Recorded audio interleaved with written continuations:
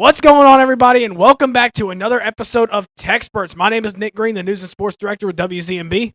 My name's Caleb Johnson, sports reporter for the East Carolinian. And my name's Cannon Gates, station manager for WZMB. And we are back previewing another episode of TECSpertZ. But before we begin, this program is brought to you by the University of North Carolina at Chapel Hill School of Social Work. On-campus Master of Social Work programs include part-time 3-year, standard 2-year, and accelerated 1-year options. Applications are due in early 2026 for the fall semester. Students with a bachelor's in social work, psychology, sociology, education, and related majors are encouraged to apply. For more information, you can go to go.unc.edu/UNCMSW. Again, that's go.unc.edu/UNCMSW. All right, gentlemen, we're only going to be previewing the Tulane game since we already kind of talked about the Army game on our last episode. So, gentlemen, Thursday night in Tulane.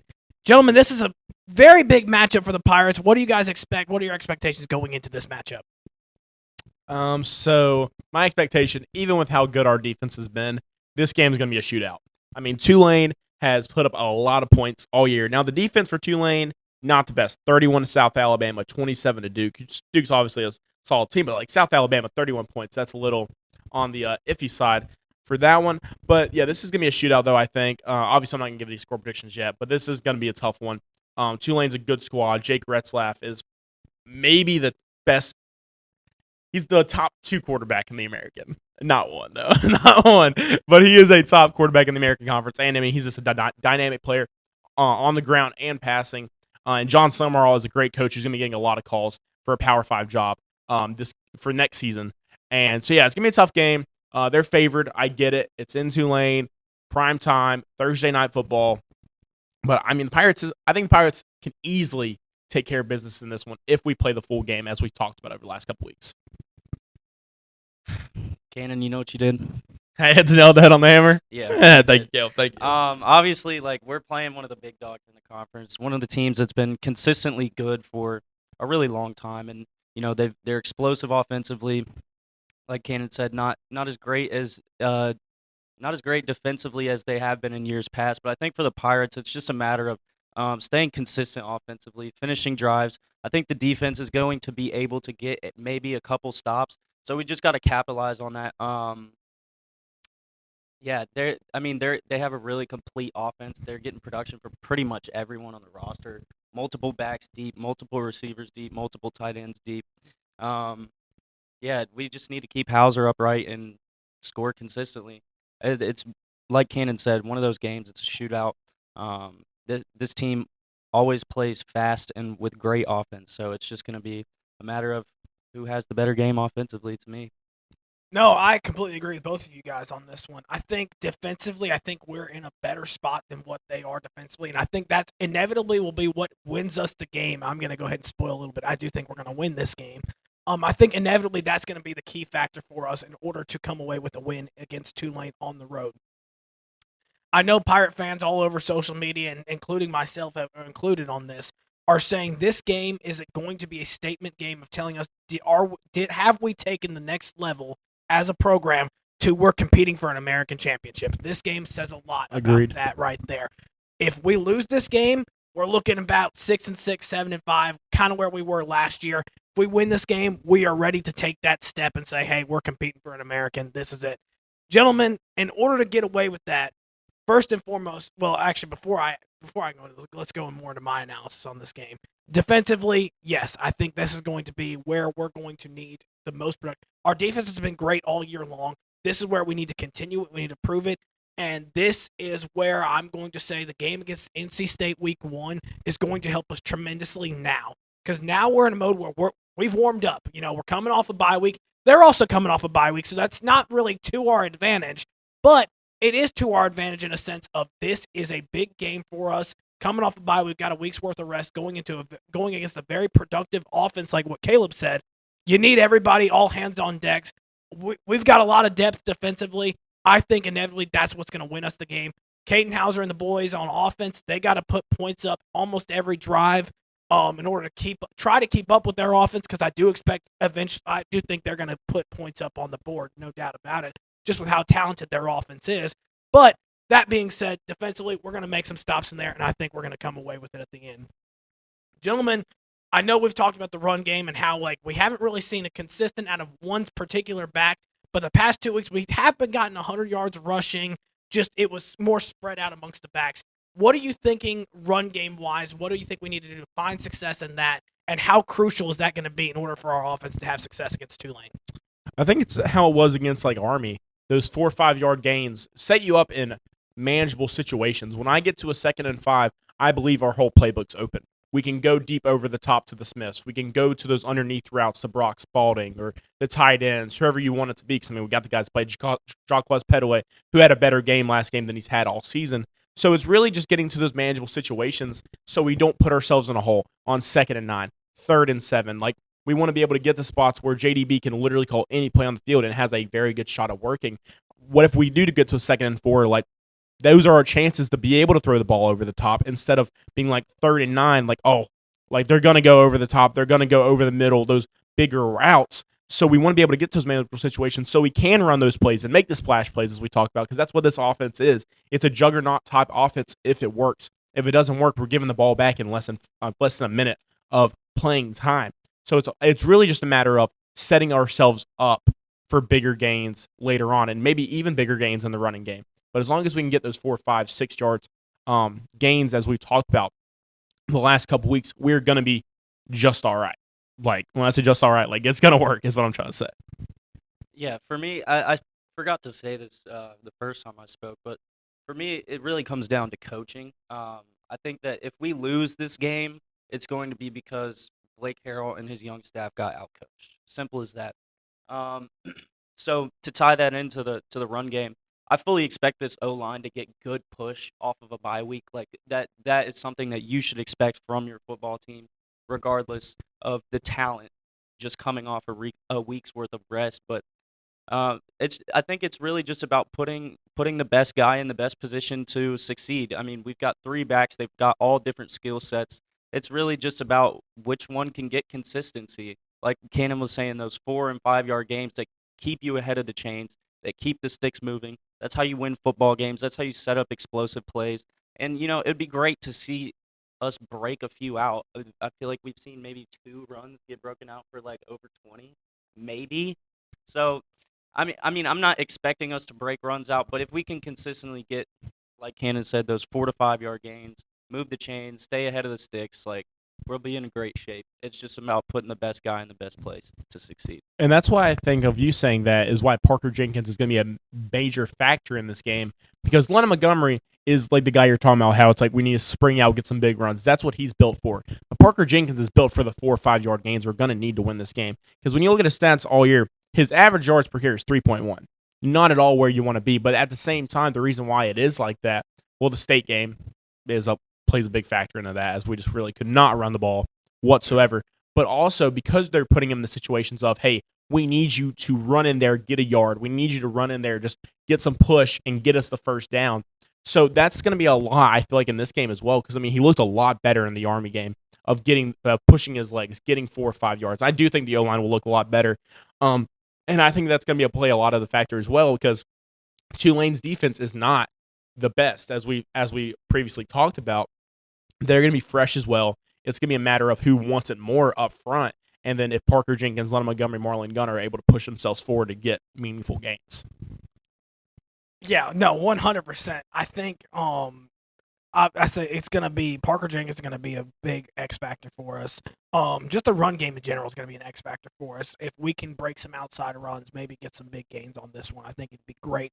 Will definitely be beneficial, and I think it is crucial for our offense to succeed. Kind of like you said, staying ahead of the sticks is going to be a huge thing.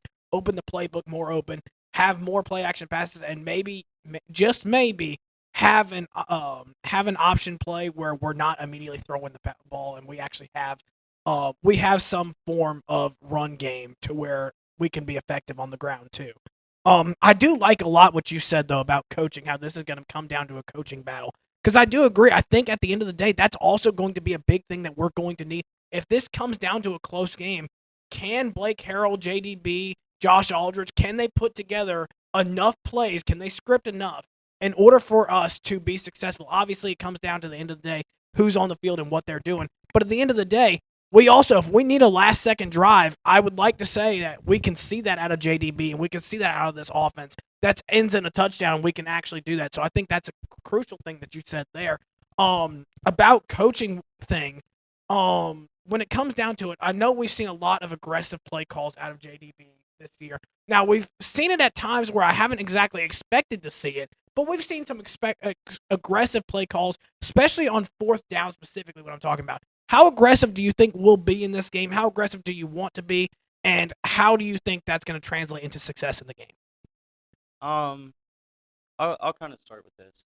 You talked about our coaching staff being able to script up the correct things to, put the team in a successful position down the stretch. I think the bigger thing is what they can do off script, because I think Tulane, especially for Blake Harrell and Josh Aldridge defensively, I think Tulane is a team that can put you in some really weird spots defensively. So what are you going to do to make adjustments? Because more than likely, they're going to come out and punch us in the teeth. They're going to come out and punch us in the teeth and score points on us. That's what this team does. That's what this team has done for a long, long time. Those adjustments after halftime are going to be so pivotal to our success. Do I think we're going to be aggressive offensively? Yes, absolutely. I think this is, like we mentioned, they don't have the greatest defense in the world. I think there's a lot of times that we were ultra aggressive against Army and it didn't work out in our favor. So I don't think we'll be as aggressive as that, if that makes sense. But I do think that we'll see consistent, like, mid-range throws downfield, like the kind of stuff we want to see to get Caton Hauser in rhythm. And then, he'll probably go to his little RPO game, and then we'll see a deep shot to one of the Smiths out of that if the series is moving well. That's what I expect from our coaching staff this game. I go completely opposite, because I think that this team, in this game, I believe they're going to be putting 100% foot on the gas pedal. I think they're going to be risking it all, because I think Blake Harrell knows. Blake Harrell's a realist. You've been able to tell in his post-game press conferences, his media days, all that. The guy's a realist. He knows that in order for us to make it far in the conference and get us to a conference championship game, or even put us in conversation for that you got to beat the big dogs. And Tulane's a big dog in this conference. It's just straight up how it is. John Summerall's a good coach. They've had great coaches in the past. Willie Fritz. You go back at Tulane, the last 20 years, they've had good coaches who've gone on to do bigger things at Power 5 schools. Tulane's a big dog in this conference. Blake Harrell knows that. JDB knows that. Josh Aldridge knows that. Both of those guys have coached at higher levels than this. They know who the big dogs are right below, because whenever Tulane plays a school in the SEC, the ACC, whoever it is, they beat Duke just a couple weeks ago. They know that this school coming in, they may be group of 5, but they can beat anybody on any given day. So that is why I think we're going to be ultra aggressive, because I really, truly believe that Blake Harrell knows, JDB knows, Josh Aldridge knows that this team, in order to succeed, we're going to have to put everything on the line. Yeah, no, I completely agree with you. I think this is where we're really going to see what this team is made of on Saturday. I know I've said that a few times, that this is where we see what this team is made of. I think this is going to be probably this is going to be a very big tell for us this week as to where we are as an ECU Pirates team. I kind of said it earlier, I'll say it again. This game is going to tell us, are we going 7-5, or are we going to compete for the American, which some people have suggested. There's about 5 teams right now who are competing for the American. Tulane's one of them, and ECU snuck their way onto that list of teams who are competing in the American. Can we put ourselves on the map to compete for the American? And this game is huge in terms of implications for that right there, because obviously there's only 2 teams that make the American Championship. You got to be pretty successful. We played Tulane and Memphis this year, 2 teams who are at the top of that list of teams who can compete for the American. This starts right now, coming off a week's worth of rest. I think this is where we really need to see this. Gentlemen, I'm going to kind of go ahead and jump right into my score prediction. I'm not going to lie, I don't 100% remember what I texted you guys last week when I was going for it. So, yeah, go ahead and pull it up for me real fast, just so that way I'm consistent with my score prediction. But I agree. I think this will be more of a shootout. I think both offenses are going to have plenty of success. Great. That's what I was actually about to just say, so I'm glad I agreed with myself. I'm glad I actually agreed with myself, because that was a score prediction I mentally was going to say. So, I think both offenses are going to find success. I think this will be a close game, and I think this is going to come down to who's going to have the football last. And I think the ECU Pirates are going to come away with that. I think we're going to win last second field goal, 38-35. I think there's going to be just enough stops on both sides of the ball. Maybe we won't get a fourth down conversion where we're trying to be successful, but we're going to get a turnover because our defense is like that. And that's where I just think it's going to be 38-35. There'll be just enough stops, but still plenty of offensive production from both sides. And that's my score prediction for you, gentlemen. I'll say two things before I get my score prediction, and it is shout out. We are recording this on Monday, October 6th.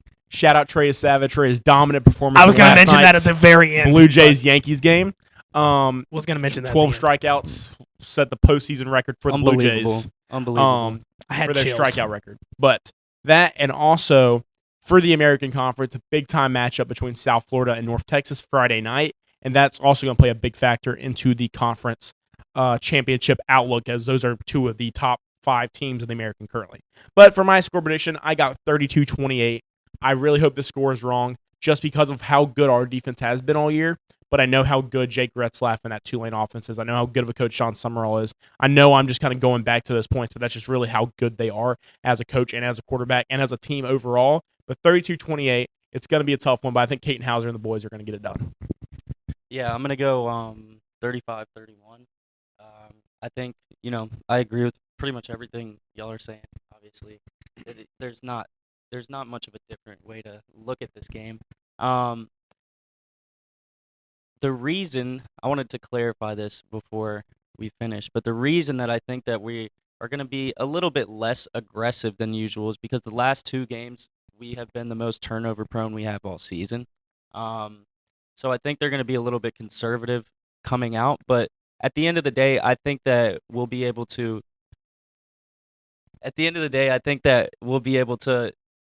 get to the point of being aggressive and putting up a good bit of points and walking out of New Orleans with the win here. Yeah, no, absolutely. Sorry about that, ladies and gentlemen. Our music director just kind of popped his head over, and I was not ready for that. He caught me off guard, so I started laughing, so excuse me on that. But, ladies and gentlemen, thank you guys so much for watching this week's episode of TECSpertZ. We'll be back again with you guys next week for another episode. But until next time, go Pirates. Go Pirates.